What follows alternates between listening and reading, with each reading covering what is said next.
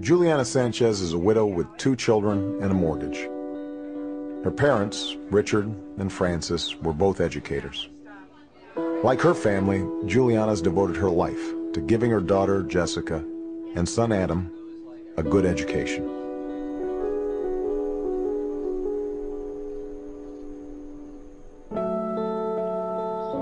Every morning, she's up before the sun. I work in a school for at-risk kids. Good morning. How are you? A lot of the families here go through extreme financial hardships. It's about time we see you. Are you gonna stay? At the end of the school day, her work is only half done. Come on, baby. Jump in. She works for a healthcare company taking care of Shelley, a 7-year-old with special needs. Most of us that are educators, we all have second jobs. The answer lies in your hands. Effective teaching starts here. And to advance herself and develop her skills, she takes teacher training classes. Financially, the pressure is just to keep your head above water so you don't feel like you're drowning all the time. Healthcare, food, electric, gas, it takes out so much out of my paycheck. You go buy a gallon of milk and you're like going, okay, is it a gallon or a half gallon? What can I afford? You feel like you can't breathe even though you need to breathe. Every parent in America wants the same thing: a good education for their child. Responsibility for our children's success doesn't start in Washington. It starts in our homes.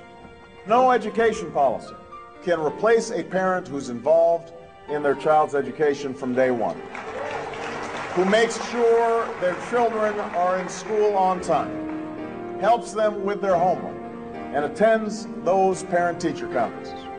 No government program can turn off the TV set, or put away the video games, or read to your children. My father, I only met him once for a month when I was 10. I probably was shaped more by his absence than his presence.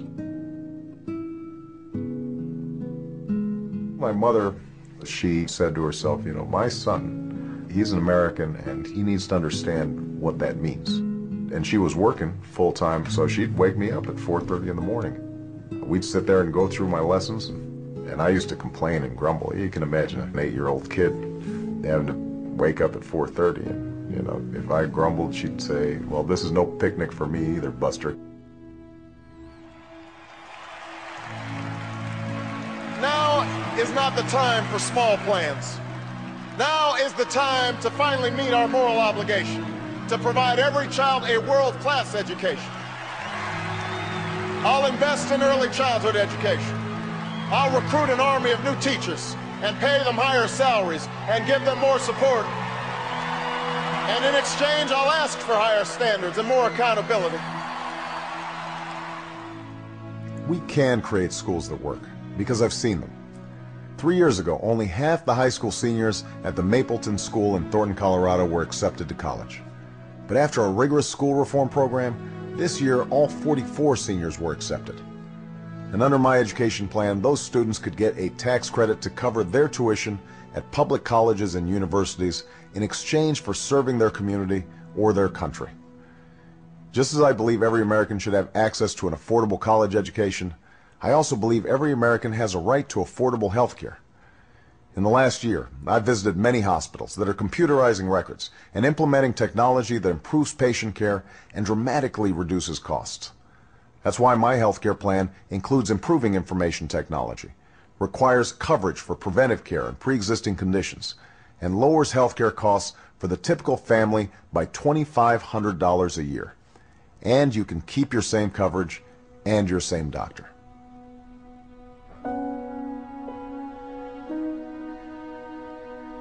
My mom passing away was one of the toughest moments in my life.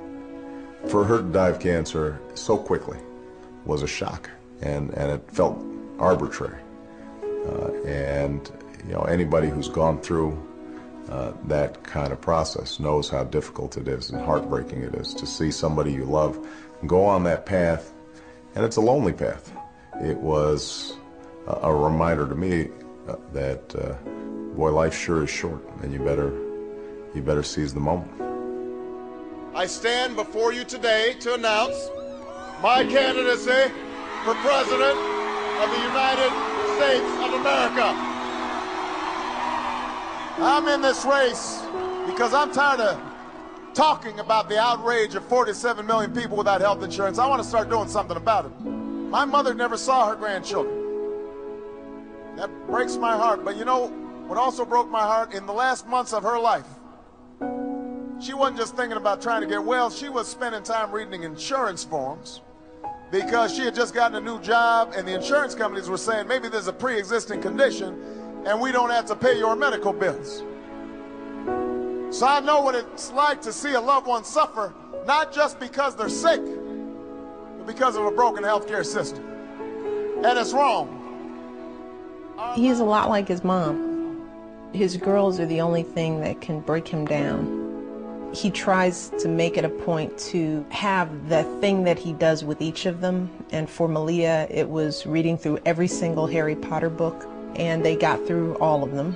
And that is just so fun to watch, and it's amazing that he doesn't forget anything. And he calls them every night, and he talks for as long as they need to talk. He just always has time for them.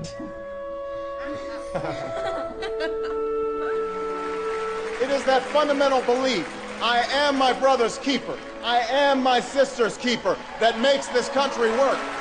Starting at that speech at the Democratic Convention in Boston and ever since, people have noticed that there's a quality in Barack Obama they just don't see in other candidates.